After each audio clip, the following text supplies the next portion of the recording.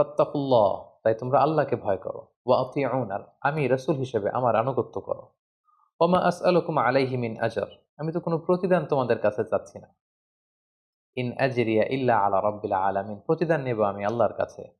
আতুতরাকুনা ফিমা হাহুনা আমিনিন, তোমরা কি ভাবছো এখন যে আরাম-আয়েশে তোমরা আছো তোমরা এভাবেই থাকবে, কেউ তোমাদের পাকড়াও করতে পারবে না? ফি জান্নাতিন ওয়া উয়ুন, আল্লাহ তাআলা তোমাদেরকে অনেক বাগান দিয়েছেন, ঝর্ণা দিয়েছেন, নদী দিয়েছেন। ওয়া জুরু', এবং তিনি চাষযোগ্য অনেক জমি দিয়েছেন, ফসল তোমাদেরকে দিয়েছেন। ওয়া নাখলিন তালউহা হাদিম, আর থোকায় থোকায় ডাল ভর্তি খেজুর গাছে খেজুর তিনি তোমাদেরকে দিয়েছেন। অর্থাৎ নাজ নেয়ামতের যত উপকরণ হতে পারে সব তিনি তোমাদের দিয়েছেন। ওয়া তানহিতুনা মিনাল জিবালি বুয়ুতান ফারিহিন, আর তোমরা অত্যন্ত সুকৌশলে তোমরা পাহাড় কেটে কেটে ঘর বানাতে পারো, প্রাসাদ নির্মাণ করতে পারো, আবাসনের কাজ তোমরা করতে পারো। এই নাজ নেয়ামত যে আল্লাহ তাআলা তোমাদেরকে দিয়েছেন, তোমরা সে আল্লাহর এবাদতের দিকে ফিরে আসো, তার কাছে ক্ষমা চাও, এক আল্লাহর দাসে পরিণত হও। তাহলে বেসিক্যালি আমরা দেখলাম যে সব নবীদের দাওয়াতি যে পদ্ধতি ছিল, সাইয়েদনা সলেহ আলাইহিসসালামও ঠিক একই পদ্ধতিতে তিনি সামুদ গোত্রের কাছে তাওহীদের বাণী, দাওয়াতের বাণী তিনি পেশ করেছেন। সম্মানিত সুধী, এ পর্যায়ে আমরা দেখব যে সালেহ আলাইহিস সালাম সামুদ গোত্রকে যখন এক আল্লাহর ইবাদতের দাওয়াত দিয়েছেন, তখন তার স্বগোত্রের লোকেরা কি রেসপন্স করেছিল সে কথাও আল্লাহ তাআলা কালামুল্লাহ মাজিদে ইরশাদ করছেন, ক্বালু ইয়া সালিহু ক্বাদ কুনতা ফীনা মারজুওয়ান ক্বাবলা হাযা। তিনি যখন তাওহীদের দাওয়াত কওমে সামুদকে দিলেন, সামুদ জাতিকে দিলেন, তারা তখন তাচ্ছিল্যের সুরে বলতে আরম্ভ করলো, হে সালেহ, তোমাকে নিয়ে তো আমাদের অনেক আশা ভরসা ছিল। তুমি তো আমাদের এলাকার সবচেয়ে ভালো ছেলে ছিলে। তুমি অনেক কিছু করবে ভেবেছিলাম। তোমাকে নিয়ে অনেক আশা ভরসা আমাদের ছিল। কিন্তু তুমি এগুলো কি শুরু করলে? তুমি কিসের দাওয়াত দিচ্ছ? আতানহানা আন না'বুদা মা ইয়া'বুদু আবাউনা, আমাদের পিতৃপুরুষরা যে ইবাদত করত, যে মূর্তির পূজা করত, সেটা থেকে তুমি আমাদেরকে বারণ করতে এসেছো? ওয়া ইন্নানা লাফি শাক্কিম মিম্মা তাদউনা ইলাইহি মুরিব, আর তুমি যে দাওয়াত দিচ্ছ আমরা সে দাওয়াতে বিশ্বাস করি না। আমাদের ডাউট হয়, সন্দেহ হয়। তোমার কথা আমরা মেনে নিতে পারছি না। এভাবে তাচ্ছিল্যের সুরে তারা সাইয়েদনা সালেহ আলাইহিস সালামের কথাকে প্রত্যাখ্যান করেছে। শুধু তাই নয়, তারা সালেহ আলাইহিস সালামকে পাগল বলে অভিহিত করেছে, জাদুগ্রস্ত বলে অভিহিত করেছে। ক্বালু ইন্নামা আনতা মিনাল মুসাহহারিন, হে সালেহ, আমার মনে হয় যে তুমি জাদুগ্রস্ত, কেউ তোমাকে ব্ল্যাক ম্যাজিক করেছে, জাদু করেছে, আর জাদুর প্রভাবে তুমি আবুল তাবুল বকছো। এভাবে সালেহ আলাইহিসসালামকে তুচ্ছ তাচ্ছিল্যের সুরে তারা ওনার আনিত দাওয়াতকে অস্বীকার করে এবং প্রত্যাখ্যান করে। সামুদ জাতি শুধু সাইয়েদনা সালেহ আলাইহিসসালামের দাওয়াতকে প্রত্যাখ্যান করে ক্ষান্ত হয়নি, তারা ডিমান্ড করলো যে আমাদের মিরাকুলাস কিছু দেখাতে হবে। এমন অলৌকিক কিছু আমাদেরকে দেখাও, যেটা দেখলে আমরা বুঝতে পারবো যে তুমি সত্যিই রাসূল। সালেহ আলাইহিসসালাম বলল, তাহলে তোমরা কি দেখতে চাও? অলৌকিক কি দেখতে চাও যেটা দেখে তোমরা বিশ্বাস করবে যে আমি রাসূল? তারা বলল, আমাদের যে পাহাড় বেষ্টিত এলাকা, এই পাহাড়ের ভেতর থেকে একটা ১০ মাসের গর্ভবতী উটনী, মানে উট বের করে আনতে হবে, এবং এই উট বের হওয়ার পরপরই উট বাচ্চা প্রসব করবে, সাথে সাথে উট দুধ দিতে আরম্ভ করবে। আমরা সেই দুধ খাওয়ার পরে বুঝতে পারবো যে আসলে এটা আল্লাহর পাঠানো মুআজিজা, সত্যিকারের উট, এবং তুমি সত্যিকারের রাসূল। সালেহ আলাইহিস সালাম বললেন, এরকম মুআজিজা যদি আল্লাহ তাআলার পক্ষ থেকে আমি এনে দেখাতে পারি, তাহলে কি তোমরা ঈমান আনবে? তারা সবাই বলল, হ্যাঁ, আমরা তাহলে ঈমান আনবো। সাইয়েদনা সালেহ আলাইহিস সালাম আল্লাহ তাআলার কাছে কায়মনো বাক্যে দোয়া করতে শুরু করলেন। তিনি বললেন, হে আল্লাহ, আপনি যদি এই মুআজিজা আমাকে দান করেন, এটা দেখে আমার জাতিগোষ্ঠী ঈমান আনবে, তারা বিশ্বাসী হয়ে যাবে। আপনি মেহেরবানি করে আমাকে এই মিরাকেল, এই অলৌকিক বিষয়টা দেখানোর ক্ষমতা দিন। আল্লাহ তাআলা জানিয়ে দিলেন যে, হে সালেহ, আমি এই মিরাকেল দেখাবো, কিন্তু এরপরে যদি তোমার জাতিগোষ্ঠী ঈমান না আনে, তাহলে কিন্তু আমি সমূলে তাদের সবাইকে ধ্বংস করে দেব। আল্লাহ তাআলা তাদের ডিমান্ড অনুযায়ী তিনি তাদেরকে এই মিরাকেল দেখালেন। পাহাড়ের ভেতর থেকে তিনি উট বের করে নিয়ে আসলেন।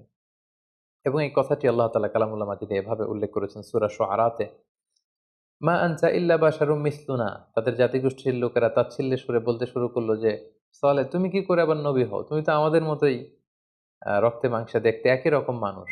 কিভাবে তোমার শ্রেষ্ঠত্ব আমাদের উপর প্রতিষ্ঠিত হবে? কি করে তুমি নবী হবে? তুমি তো আমাদের মতোই মানুষ। ফাআতি বিআয়াতিন ইন কুনতা মিনাস সাদিকিন, তুমি যদি পারো যে নিদর্শনের কথা আমরা বলেছি এরকম উট এনে দেখাও। আল্লাহ তাআলার আদেশে হঠাৎ মুহূর্তের মধ্যেই পাহাড় ফেটে বিকট আওয়াজে একটি উটনী বের হয়ে আসলো, এবং এসেই মুহূর্তে সেই উটনীটি বাচ্চা প্রসব করলো এবং দুধ দিতে আরম্ভ করলো, এবং এত পরিমাণে দুধ দিতে আরম্ভ করলো যে এটা দ্য এন্টায়ার ভিলেজ, পুরো গ্রামবাসীদের জন্য সে দুধ যথেষ্ট হলো।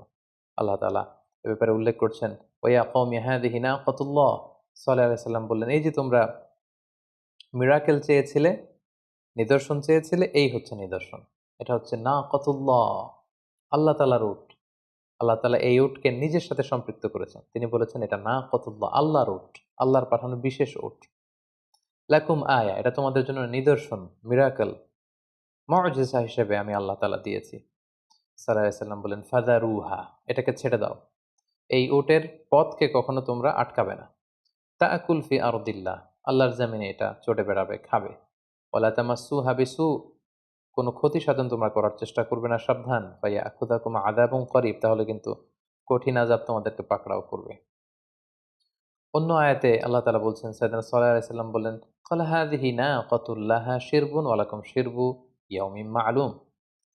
এই বিশেষ মুআজিজা সম্বলিত উটটি যখন আসলো, এই উটটি ওই এলাকার একটি বড় কুয়া ছিল, এই কুয়ার পানি খুব বেশি বেশি করে পান করতে আরম্ভ করলো। ফলে এলাকাবাসীদের অন্যান্য যে উট পশু-টশু ছিল, সেগুলোর পানির সংকট দেখা দিল। তখন তারা সবাই এসে সালেহ আলাইহিস সালামকে বলল, হে সালেহ, আল্লাহর এই উট তো আমাদের পানি খেয়ে ফেলছে। তখন সালেহ আলাইহিস সালাম বললেন যে, লাহা শিরবুন ওয়া লাকুম শিরবু ইয়াউমিন মা'লুম। তাহলে তোমাদের জন্য আমি পানি খাওয়ার টাইম স্কেডিউল করে দিচ্ছি। একদিন আল্লাহর এই বিশেষ উট পানি পান করবে, আরেকদিন তোমরা পানি পান করবে। কিন্তু খবরদার, ওয়ালা তামাসসুহা বিসু, কোনো ক্ষতি এই উটের করবে না। তাহলে তাদের যে ডিমান্ড ছিল পাহাড়ের ভেতর থেকে উট বের করে নিয়ে আসা, উট সাথে সাথে ১০ মাসের গর্ভবতী উট বের হয়ে বাচ্চা দেওয়া, সেটাও দিয়েছে, দুধ দিচ্ছে। এবং এই দৃশ্য দেখে সামুদ গোত্রের অনেক সংখ্যক লোক তারা ঈমান এনে ফেলল। কিন্তু ওই যে আগে আমরা বলেছি যে ৯ টি সাব ট্রাইব ছিল, তাদের অনুসারী যারা, তাদের লিডার যারা, তারা কেউই সালেহ আলাইহিস সালামের উপর ঈমান আনলো না। এবং এই দৃশ্য দেখার পরে তারা বলল, সালেহ তুমি তো অনেক বড় জাদুকর। তুমি যদি বড় ম্যাজিশিয়ান না হও, তাহলে কি করে পাহাড়ের ভেতর থেকে উট বের করে আনলে? কি করে গর্ভবতী উট আবার বাচ্চা দিল এবং সেখান থেকে আমরা দুধ খাচ্ছি? তাহলে অল্প কিছু সংখ্যক লোক ঈমান আনলো এবং বেশিরভাগই সালেহ আলাইহিস সালামের বিরোধিতা শুরু করলো এবং তাকে জাদুগ্রস্ত, তাকে বড় জাদুকর বলে আখ্যা দিতে লাগলো। এবং সাল্লাল্লাহু আলাইহি সাল্লাম বললেন, খবরদার, এটা আল্লাহর পক্ষ থেকে আমানত। তোমাদের দাবিতে আমি আল্লাহর কাছে দোয়া করেছি এবং আল্লাহ তাআলা দোয়া কবুল করে এই মুআজিজা দিয়েছে। খবরদার, ওয়ালা তামাসসুহা বিসু, এই উটনির সাথে তোমরা খারাপ আচরণ করবে না। ফায়াখুযাকুম আযাবু ইয়াউমিন আযীম, কঠিন শাস্তি তোমাদেরকে পাকড়াও করবে। কিন্তু তারা, যারা বকে গিয়েছিল, যারা ঈমান আনেনি, যারা সাল্লাল্লাহু আলাইহি সাল্লামকে এই মুআজিজা দেখার পরও বিরোধিতা করছিল, তারা সেখানেই ক্ষান্ত হয়নি। তারা প্ল্যান করলো তারা আল্লাহর এই পাঠানো বিশেষ উটকে হত্যা করবে। এই মুআজিজাটিকে তারা পৃথিবী থেকে নিশ্চিহ্ন করে দিবে। এবং যেই চিন্তা সেই কাজ, ফাআকারুহা ফাআসবাহু নাদিমিন। তারা প্ল্যান প্রোগ্রাম করে আল্লাহর পাঠানো এই উটটিকে হত্যা করে ফেলল। সূরা শামসে, আশ-শামসে আল্লাহ তাআলা ইরশাদ করছেন, ইযিম বাআথা আশকাহা। তারা প্ল্যান করে তাদের মধ্য থেকে একজন ভয়ঙ্কর লোককে পাঠালো যে তুমি যাও, তুমি যেয়ে হত্যা করো। ফাকালা লাহুম রাসূলুল্লাহি নাকাতাল্লাহি ওয়া সুকিয়াহা। সালেহ আলাইহিস সালাম শেষবারের মতো বললেন, আমি আবারও বলছি, এটা আল্লাহর উট, আল্লাহর পাঠানো বিশেষ নিদর্শন বা মুআজিজা, এটাকে তোমরা হত্যা করো না।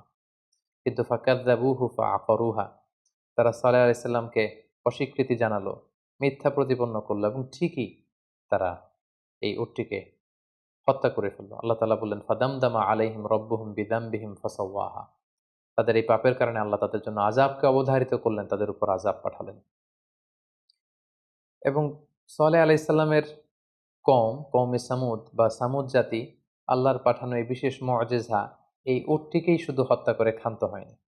তারা প্ল্যান করলো যে শুধু উটকে হত্যা করলেই হবে না, আমরা সালেহকেও এই পৃথিবী থেকে বিদায় করে নেব। তারা সিক্রেট একটা কিলিং প্ল্যান করলো যে কিভাবে সালেহকে পৃথিবী থেকে সরিয়ে দেওয়া যায়, এবং সে কথাও আল্লাহ তাআলা সূরাতুন নামলে খুব সুন্দরভাবে বর্ণনা করেছেন। আল্লাহ তাআলা বলছেন, ওই যে ৯টি সাব ট্রাইব ছিল, তারা একত্রিত হলো। ক্বালু তাকাসামু বিল্লাহ, আল্লাহর নামে তারা শপথ করলো এবং প্ল্যান করলো, লা নুবাইয়িতান্নাহু ওয়া আহলা, আমরা আজ রাতেই অতর্কিত অ্যাটাক করব, সাডেন অ্যাটাক করব সালেহের বাড়িতে, যে সালেহ এবং তার ফ্যামিলি মেম্বার্স প্রত্যেককে আমরা কচুকাটা করে দুনিয়া থেকে বিদায় করে ফেলব। সুম্মা লানাকুলান্না লিওয়ালিয়িহি, তারপর যদি বিচারের প্রশ্ন আসে, তার ওয়ালি, তার অভিভাবকদের আমরা বলবো, মা শাহিদনা মাহলিকা আহলিহি ওয়া ইন্না লাসাদিকুন, আমরা বলবো যে আল্লাহর কসম আমরা কিছুই জানি না। আমরা গোপনে হত্যা করে আমরা অস্বীকার করব যে আমরা কেউই কিছু জানি না, তার হত্যাকাণ্ডের ওই জায়গাটিতে আমরা উপস্থিত ছিলাম না, আর আমরা আল্লাহর কসম করে বলছি আমরা সত্যবাদী।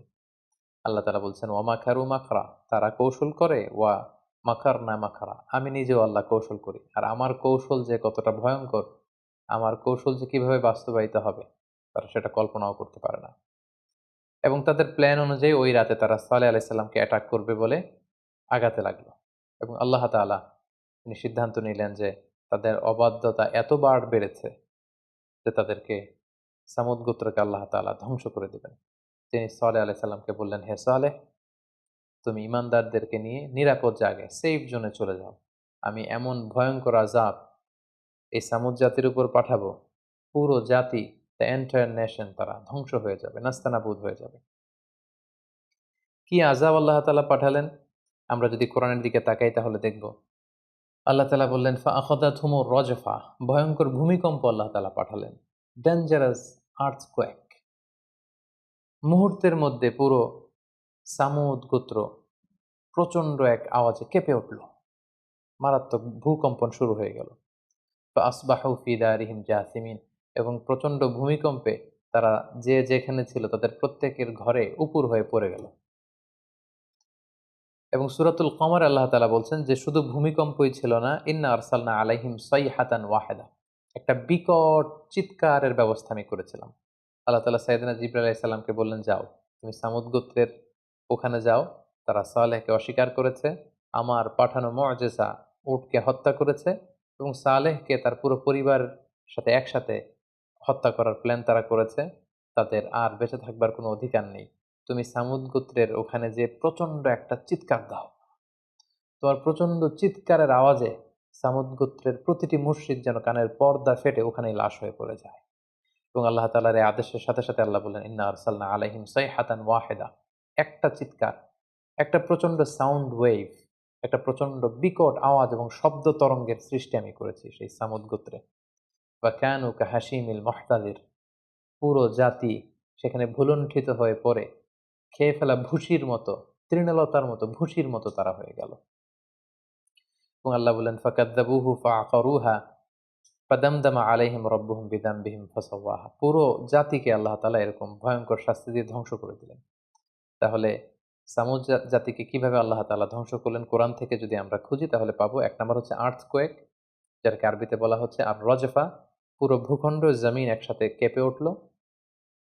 দুই নম্বর হচ্ছে সাউন্ড ওয়েভ, প্রচন্ড বিকট আওয়াজ এবং শব্দ তরঙ্গের মাধ্যমে সামুদ গোত্রের প্রতিটি মুশরিক তাদের কানের পর্দা ফেটে ওখানেই লাশ হয়ে পড়ে গেল।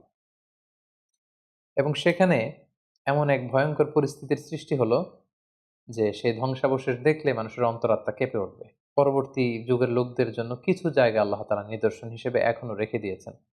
এবং নবম হিজরিতে আল্লাহ রাসূল সাল্লাল্লাহু আলাইহি ওয়াসাল্লাম যখন তাবুক অভিযানে গিয়েছিলেন, তাবুক যুদ্ধ থেকে ফেরার সময় তিনি এই হিজর এলাকাটাকে যখন ক্রস করছিলেন, যেটাকে মাদায়েনে সালেহ আমরা বলেছি, সালেহ আলাইহিস সালামের যে এলাকাটাতে এই সামুদ গোত্রের বসবাস ছিল, এই জায়গাটা যখন রাসূল সাল্লাল্লাহু আলাইহি ওয়াসাল্লাম সাহাবাদেরকে নিয়ে ক্রস করছিলেন, তিনি তার মাথা ঢেকে ফেলেছিলেন। রাসূল সাল্লাল্লাহু আলাইহি ওয়াসাল্লাম কাপড় দিয়ে, চাদর দিয়ে মাথা ঢেকে ফেলেছিলেন। এবং তিনি তার উটনীকে খুব দ্রুত হাঁকাচ্ছিলেন। খুব দ্রুত এই গজবের এবং আযাবের জায়গাটাকে ক্রস করার জন্য রাসূল সাল্লাল্লাহু আলাইহি ওয়াসাল্লাম চাচ্ছিলেন। এবং তিনি ঘোষণা দিলেন সাহাবীদের মাঝে, সহিহ বুখারীতে এসেছে, তোমরা যদি এই আযাবের এলাকার মধ্যে এখান থেকে যদি তোমরা কেউ কোনো জায়গা থেকে কুয়া থেকে পানি নিয়ে থাকো, এই পানিগুলো ফেলে দাও। সাহাবারা বললেন, আমরা পানিগুলো ফেলে দিলাম। এবং সাহাবারা বললেন যে আমরা এই ধ্বংসাবশেষের জায়গাতে এখান থেকে কিছু পানি নিয়ে আটা দিয়ে খামির বানিয়েছি। রাসূল সাল্লাল্লাহু আলাইহি ওয়াসাল্লাম বললেন, এই খামিরগুলো তোমরা খাবে না। আটার এই খামিরগুলো তোমাদের উটগুলোকে খাইয়ে ফেলো, কারণ এটা গজবের জায়গা। তোমরা কখনো যদি এই সামুদ গোত্রের এই ধ্বংসাবশেষের এই জায়গা পাশ দিয়ে যদি তোমরা যাও, তোমরা কান্নার একটা ভাব করে যাবে, কান্না কান্না ভাব নিয়ে যাবে যে আল্লাহ, আমাদের পাপের কারণে তুমি আমাদেরকে এভাবে ধ্বংস করে দিও না। এবং সেই ধ্বংসের জায়গা থেকে তোমরা শিক্ষা নেওয়ার চেষ্টা করবে। এবং রাসূল সাল্লাল্লাহু আলাইহি ওয়াসাল্লাম বললেন, তোমরা সেই পানিগুলো ফেলে দাও, ওটের যেই আটা দিয়ে তোমরা খামির তৈরি করেছো এগুলো নিজেরা না খেয়ে উটগুলোকে খাওয়াও। এবং সেই নাকাতুল্লাহ, আল্লাহর পাঠানো সেই মিরাকুলাস যে ক্যামেল, সেই উটনি যেই কুয়া থেকে পানি খেত, আমরা সেখান থেকে পানি খাবো। রাসূল সাল্লাল্লাহু আলাইহি ওয়াসাল্লাম এবং সাহাবারা সবাই সেখান থেকে তারা পানি নিলেন। এবং এভাবেই রাসূল সাল্লাল্লাহু আলাইহি ওয়াসাল্লাম তাবুক যুদ্ধ থেকে ফেরার সময় এই জায়গাটিতে খুব ভীত সন্ত্রস্তভাবে আল্লাহর কাছে পানা চাইতে, চাইতে এই জায়গাটিকে তিনি ক্রস করলেন।